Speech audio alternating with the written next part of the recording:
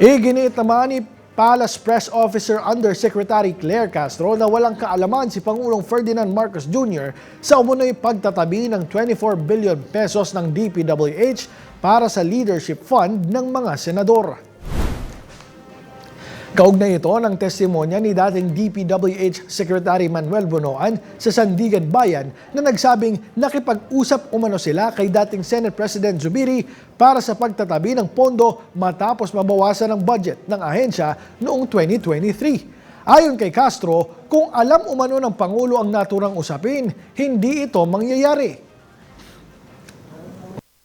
Parang teacher, kapag kayo'y nangopya, ipapaalam niyo ba sa teacher niyo? Pag nahuli kayo ng teacher, anong gagawin ng teacher? Di ba, bibigyan kayo ng penalty. So, gano'n lang. Kung alam ng Pangulo yan, hindi niya yan ito-tolerate at hindi yan mangyayari. Pero mga ganito kasing usapan, minsan, lihim. We are just basing on what he said. So, personal knowledge, none.